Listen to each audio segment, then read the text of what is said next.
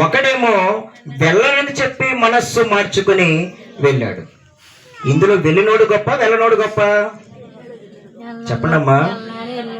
వెళ్ళనోడు గొప్ప. కానీ ముందేమన్నాడు? తర్వాత ఏమన్నాడు? వెళ్తానన్నాడు. రెండోవాడు ఏమన్నాడు? వెళ్తానన్నాడు కానీ వెళ్ళలేదు. ఇక్కడ ఈ రెండు విషయాలలో ప్రభువే సాక్షాత్తు ప్రధాన యాజకులతో స్పష్టంగా ఏం మాట్లాడాడు? నేను జాగ్రత్తగా చదువుతున్నాను, ఆ వచనాలు వినండి. మీరు మీరు అని ఎవరితో మాట్లాడుతున్నాడు? డైరెక్ట్ గా ప్రధాన యాజకులతో, పెద్దలతో డైరెక్ట్ గా మాట్లాడుతున్నాడు ప్రభు. ఏంటనంటే, మీరేమో ప్రధాన యాజకులుగా, ప్రజల పెద్దలుగా ధర్మశాస్త్రం అంతా తెలుసు కానీ మీరేం చేయలేకపోతున్నారని అంటే, నా దగ్గరికైతే వస్తున్నారు కానీ మీరు ఎలా వస్తున్నారంటే నటిస్తా వస్తున్నారు.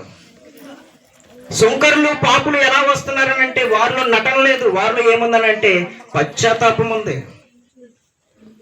ఇవిగో క్రీస్తు సంగమ, దేవుని సంగమ, ఈ 40 దినాలు పశ్చాత్తాపపు దినాలని మనం జ్ఞాపకం చేసుకోవాలి. మనస్సు మార్చుకుని వెళ్ళిన వారేమో దేవుని రాజ్యంలో ఉన్నారు. మనస్సు మార్చుకోకుండా కఠినము చేసుకుని జీవితాన్ని వెళ్ళపుచ్చిన వారు ఎక్కడ ఉన్నారంటే నరకంలో ఉన్నారు.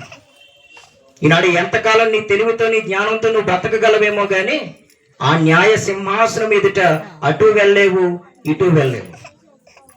ఈ భూలోకంలో నువ్వు ఎన్ని ఎత్తులైనా చేయొచ్చు, ఎన్ని ఆలోచనలైనా చేయొచ్చు, ఎంత విశ్వాసమైనా